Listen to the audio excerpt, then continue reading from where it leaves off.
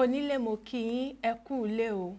Ẹ̀rẹ̀ wá èrò ọ̀nà, ẹ kú iṣẹ́, ẹ kú àtàárọ̀ níbi gbogbo tí ẹ ti ń gbọ́ ìròyìn Awíkonko tẹlifíṣàn. Omodasola ìfúnníyì lórúkọ tèmi. Ṣé níre báyìí òun là á sọ̀rọ̀ àtàrí. Ire ni tèmi, ire ni tẹ̀yin láṣẹ Elédùmarè. Òní lọ́jọ́ kẹjọ oṣù kẹwàá ọdún 2025 gbogbo wa pátá òun lọ̀rọ̀ wa ó jọ.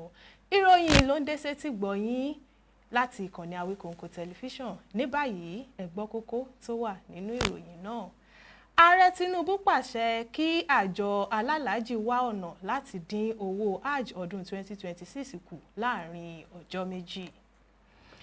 Mínísítà fún sáyẹ́ǹsì àti ìmọ̀ ẹ̀rọ lórílẹ̀‐èdè Nàìjíríà ó kọ̀wé fipò rẹ̀ sílẹ̀ lórí awuyewuye ayédèrú ìwé ẹ̀rí. Àwọn afurasí agbébọn rọ̀jò ìbọn lé ọ̀gá Àmọ̀tẹ́kùn lórí lọ́sùn àmọ́ orí kò yọ. Àwọn ọ̀dọ́ lọ́yọ̀ọ́ wọ́n ṣe ìwọ́de tako ríra epo láti ilẹ̀ òkèèrè. Wọ́n béèrè ààbò fún iléeṣẹ́ ìfọpo Dangote. Iṣẹ́ ọwọ́ mi òun lọ́rọ̀ tí mo ní, iṣẹ́ ọwọ́ ọ̀lẹ mi òun lọ̀lẹ mi ń jẹ. Iṣẹ́ ọwọ́ mi òun lọ́rọ̀ tí mo ní kò ní nǹkan ṣe pẹ̀lú ọ̀rọ̀ bàbá mi. Ta ló sọ bẹ́ẹ̀? Ẹ gbọ́ nínú ẹ̀kúnrẹ́rẹ́ ìròyìn. Ìròyìn náà rèé lẹ́kùnrẹ́rẹ́. Ààrẹ Bọ́lá Ahmed Tinubu ti pàṣẹ kí àjọ alálàájì lórílẹ̀‐èdè Nàìjíríà NACOM kí wọ́n tún owó ìrìnàjò lọ sí ilẹ̀ mímọ́ hajj gbéyẹ̀wò ní kíákíá. Ààrẹ fi àṣẹ yìí ránṣẹ́ sí alálàájì lórílẹ̀‐èdè Nàìjíríà pé kí wọ́n gbé ìgbésẹ̀ lórí owó ìrìnàjò tuntun yìí láàrin ọjọ́ méjì. Igbákejì ààrẹ Kashim Shettima kéde ọ̀rọ̀ yìí pẹ̀lú àṣẹ ààrẹ Bọ́lá Tinubu lásìkò tó ń ṣe ìpàdé pẹ̀lú àwọn aṣojú àjọ NACOM ní ilé ààrẹ nílùú Àbújá. Ó pè fún ìrẹ́pọ̀ láàrin àwọn olórí àjọ náà ní ẹ̀ka kọ̀ọ̀kan tó fi mọ́ àjọṣepọ̀ pẹ̀lú àwọn gómìnà láti lè foríkorí lórí iye owó ọkọ̀ náà lọ sí ìlú Mẹ́kà. Nígbà tó ń dáhùn ìbéèrè àwọn akọ̀ròyìn lẹ́yìn ìpàdé pẹ̀lú igbákejì ààrẹ, Sẹ́nítọ̀ Ibrahim Adejiya ní ìpàdé tí wọ́n ṣe ló wáyé ní ìgbáradì fún ìrìnàjò hajj ti ọdún 2026, pàápàá láti sọ ọ̀rọ̀ lórí iye owó tí yóò máa ná ẹnìkọ̀ọ̀kan tó bá fẹ́ lọ sí orílẹ̀-èdè Saudi Arabia fún iṣẹ́ hajj. Ó ṣàlàyé pé èròǹgbà wọn ni láti dín iye owó hajj kù sí iye tí kò ní nira, tí ò ní mú ìnira bá àwọn èèyàn tó bá fẹ́ lọ ṣe hajj nítorí bí kùdìẹ̀kudiẹ ṣe bá owó náírà lọ́wọ́ yìí ní ọjà àgbáyé. Ó ní owó náírà ti ń gbérí díẹ̀díẹ̀ látàrí àtúnṣe ìjọba tó wà lóde yìí. Igbákejì ààrẹ ní tí àwọn arìnrìn-àjò bá san 8.5 million naira, ìyẹn mílíọ̀nù 8 ó lé béléńjà lọ́dún yìí, ó yẹ kí àdínkù lè bá pẹ̀lú bí owó náírà ṣe tún ti ń gbé pẹ́ẹ́lí ní ọjà àgbáyé. Nígbà tó ń sọ̀rọ̀, akọ̀wé àgbà fún àjọ NACOM Dr. Mustapha Mohammed ní ìgbésẹ̀ ààrẹ yìí yóò mú kí àlékún bá àwọn èèyàn tó bá fẹ́ lọ sí hajj fún ọdún tó ń bọ̀. Àṣeyọrí ńlá ni èyí.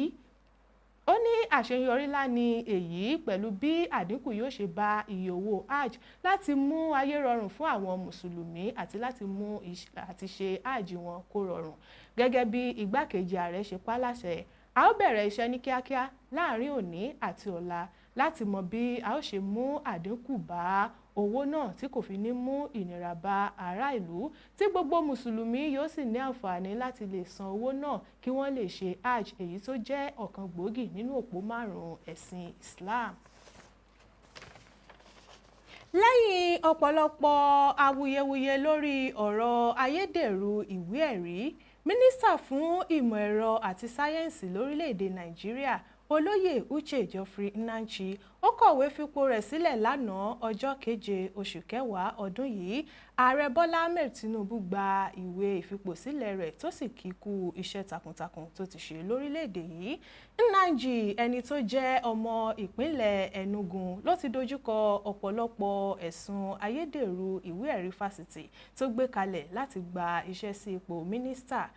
Fásitì Nàìjíríà, ìyẹn University of Nigeria, Nsukka, wọ́n ti sọ wípé orúkọ mínísítà ìmọ̀ ẹ̀rọ àti sáyẹ́ǹsì Uche Geoffrey kò sí nínú ìwé orúkọ àwọn tó kẹ́kọ̀ọ́ gboyè ní fásitì náà.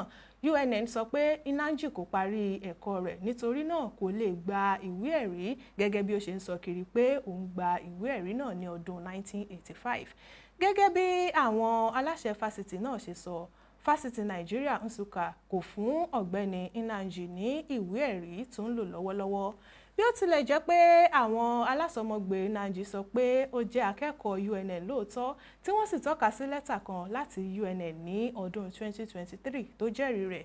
Ẹ̀rí tuntun tó jáde láti ilé ẹ̀kọ́ gíga náà ló fà á kó fi ipò mínísítà rẹ̀ sílẹ̀, tó sì ní àwọn alátakò òun nínú ẹgbẹ́ òṣèlú ló ń jin òun lẹ́sẹ̀. Ìṣẹ̀lẹ̀ yìí dàbí ti Kẹ́mi Adéọ̀ṣun tó jẹ́ mínísítà rí fún ọ̀rọ̀ ìṣúná lórílẹ̀‐èdè yìí tó fipò rẹ̀ sílẹ̀ ní ọdún 2018 lẹ́yìn ọ̀rọ̀ tó ní ṣe pẹ̀lú ayédèrú ìwé ìsìnrúùlú NYSC. Ọ̀rọ̀ Inanji yìí sì tún fà á tí àwọn èèyàn fi ń pè fún ṣíṣàyẹ̀wò fínífíní ìwé ẹ̀rí àwọn tí wọ́n ń dipò mú lórílẹ̀‐èdè yìí títí tó fi dórí ààrẹ. Orí kó ọ̀gá ẹ̀ṣọ́ Àmọ̀tẹ́kùn nípínlẹ̀ Ọ̀ṣun Olóyè Adékúnlé Isaac Ọmọyẹlé yọ lọ́wọ́ ikú òjijì lẹ́yìn táwọn afurasí agbébọn rọ̀jò ìbọn sórí ọkọ̀ rẹ̀ lálẹ́ ọjọ́ Ajé ọjọ́ 6 oṣù kẹwàá tá a wà nínú rẹ̀ yìí.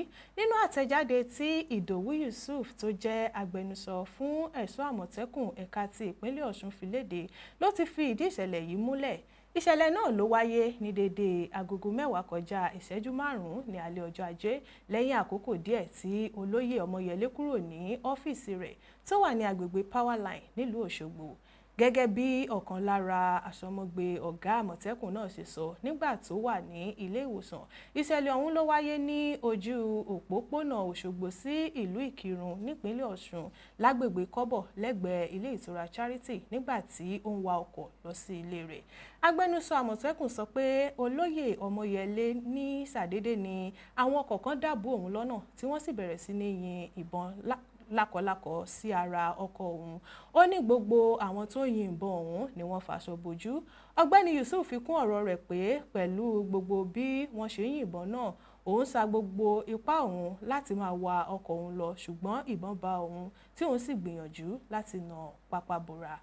Gẹ́gẹ́ bí ẹnìkan tó jẹ́rìí sí ìṣẹ̀lẹ̀ náà ṣe sọ, àwọn agbébọn 15 mìíràn ló tún lọ sí ilé olóyè Ọmọyẹlé pẹ̀lú ọkọ̀ Hilux àti ọkọ̀ Toyota Highlander tí wọ́n sì tún bojú wọn. Yusuf ní ọ̀rọ̀ náà ti dé ọ̀dọ̀ àwọn ọlọ́pàá tí ìwádìí sì ń lọ lọ́wọ́lọ́wọ́ lórí ìṣẹ̀lẹ̀ náà, àmọ́ títí di àkókò yìí wọn ò tíì mọ àwọn tí wọ́n ṣe ìkọlù náà.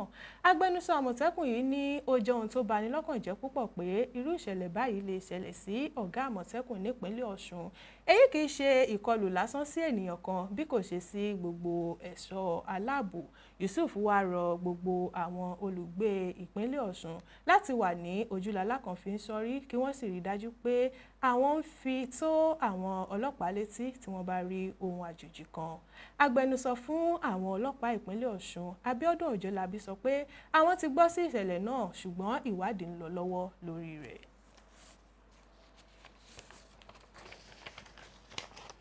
Àwọn ọ̀dọ́ tí ọ̀pọ̀ nínú wọn jẹ́ akẹ́kọ̀ọ́ nílùú Ìbàdàn ṣe ìwọ́de àlàáfíà láti fi àìdùnnú wọn hàn sí bí ẹgbẹ́ òṣìṣẹ́ Pengassan, Dapman àti Nupeng ṣe ń ta kàngbọ̀n pẹ̀lú iléeṣẹ́ ìfọpo Dangote. Àwọn ọ̀dọ́ náà péjọ ní agbègbè Ìwó Road pẹ̀lú oríṣiríṣi ìléwọ́ tí wọ́n kọ ọ̀pọ̀ ọ̀rọ̀ bíi iléeṣẹ́ Dangote pèsè iṣẹ́ fún àwọn ọ̀dọ́, ẹ má pa iléeṣẹ́ ìfọpo Dangote sí àti bẹ́ẹ̀ bẹ́ẹ̀ lọ. Ìwọ́de náà tó bẹ̀rẹ̀ láti òpópónà Ìwó Road ni àwọn ọ̀dọ́ náà gbé lọ sí iléeṣẹ́ ìjọba ìpínlẹ̀ Ọ̀yọ́ tó wà ní agbègbè Agodi nílùú Ìbàdàn. Nínú ọ̀rọ̀ rẹ̀, Benedict Adétúnjì tó jẹ́ adarí ẹgbẹ́ àwọn akẹ́kọ̀ọ́ tó ṣe ìwọ́de náà, ó sọ pé láti ìgbà pípẹ́ ni àwọn ẹgbẹ́ kan ti ń gbìyànjú láti má ṣe jẹ́ kí iléeṣẹ́ ìfọpo Dangote ṣiṣẹ́. Ó tẹ̀síwájú wípé pẹ̀lú ìgbésẹ̀ ẹgbẹ́ Pengassan, Dapman àti Nupeng, ó ti fi hàn wípé àwọn kan fẹ́ kí àwọn ọmọ orílẹ̀-èdè Nàìjíríà máa jẹ̀yà. Adétúnjì ní bí epo rọ̀bì ṣe pọ̀ tó lórílẹ̀-èdè Nàìjíríà, kò yẹ kí àwọn ọmọ orílẹ̀-èdè yìí máa jìyà kí wọ́n tó rí epo bẹntiróòlù rà. Ó fi kún ọ̀rọ̀ rẹ̀ pé ọ̀pọ̀ ọ̀dọ́ orílẹ̀-èdè Nàìjíríà ní iléeṣẹ́ Dangote ti gbà síṣẹ́. Ọ̀gbẹ́ni Adétúnjì wá rọ Ààrẹ Bọ́lá Ahmed Tinubu láti rí i pé iléeṣẹ́ ìfọpo Dangote ń rí epo rọ̀bì rà kí ààrẹ sì mú òpin dé bá ríra epo bẹntiróòlù láti òkè òkun. Nínú ọ̀rọ̀ tiẹ̀, Sunday Odùkọ̀yà tó jẹ́ amúgbálẹ́gbẹ̀ẹ́ gómìnà Ṣèyí Mákindé lórí ọ̀rọ̀ tó ní ṣe pẹ̀lú ààbò, ó rọ àwọn ọ̀dọ́ náà láti má ṣe jẹ́ kí àwọn jàǹdùkú gba ìwọ́de náà mọ́ wọn lọ́wọ́. Ó wá ṣèlérí láti fi ìwé tí wọn kò ránṣẹ́ sí gómìnà ìpínlẹ̀ Ọ̀yọ́ jíṣẹ́ fún un. Tí ẹ ò bá gbàgbé, èdè àìyedè bẹ́ sílẹ̀ láàrin ẹgbẹ́ Pengassan àti iléeṣẹ́ ìfọpo Dangote, tí ẹgbẹ́ òṣìṣẹ́ NLC sì ké sí àwọn ọmọ ẹgbẹ́ rẹ̀ láti máa múra sílẹ̀ fún ìyanṣẹ́lódì, àmọ́ àwọn aṣojú ìjọba àpapọ̀ àti àwọn òṣìṣẹ́ wọn ti gbìyànjú láti yanjú ọ̀rọ̀ náà. Rahim Okoya, ọ̀kan lára àwọn ọmọ gbajúmọ̀ oníṣòwò ni tó ní iléeṣẹ́ Eleganza Group, olóyè Rasaq Okoya, ó ti ní gbogbo owó àti ọrọ̀ tí òun kó jọ ló jẹ́ iṣẹ́ ọwọ́ òun. Okoya ní lòdì sí ìgbàgbọ́ àwọn èèyàn pé ọlá bàbá òun ni òun fi ń mí. Ó ní iṣẹ́ ọwọ́ òun ni ọlá tí òun kó jọ, iṣẹ́ ọwọ́ ọ̀lẹ òun ni ọ̀lẹ òun ń jẹ. Nínú ìfọ̀rọ̀wánilẹ́nuwò kan tí Rahim ṣe pẹ̀lú iléeṣẹ́ oníròyìn kan ló ti sọ̀rọ̀ náà, tí fídíò rẹ̀ sì ti gba orí ẹ̀rọ ayélujára kan. Ó ní gbogbo owó tó wà nínú àkótó báńkì òun lónìí, ogún òun àti pé òun ní ìfarajìn sí dídádúró àti níní ọrọ̀ tó jẹ́ ti ara rẹ̀ láì gbé ara lé ẹbí òun ní gbogbo ohun tí òun ní. Ó fi ìgboyà sọ pé gbogbo tọ́rọ́ tó wà nínú báńkì mi lónìí ló jẹ́ ti iṣẹ́ tí mò ń ṣe, ogún mi ni. Rahim fi kún pé pẹ̀lú gbogbo àwọn nǹkan tí òun ti kó jọ yìí, òun kò tí ì dé ibi tí òun fẹ́ dé láyé, àmọ́ tí òun ní ìtẹ́lọ́rùn pẹ̀lú ibi tí òun wà. Kì í dùn kó pọ̀, ṣókí báyìí náà lọ́bẹ̀ oge. Ní ìlà máa fàdàgbà ìròyìn lórí Awíkonko tẹlifíṣàn rọ̀ sí. Níyìn la máa fàdàgbà ìròyìn lórí Awíkonko tẹlifíṣàn rọ̀ sí fún tòní. Ẹ ṣé tẹ̀ ń wò wá, tẹ̀ ń tẹ́tí sí wa. Omodasola ìfúnníyì lóníròyìn. Ire o.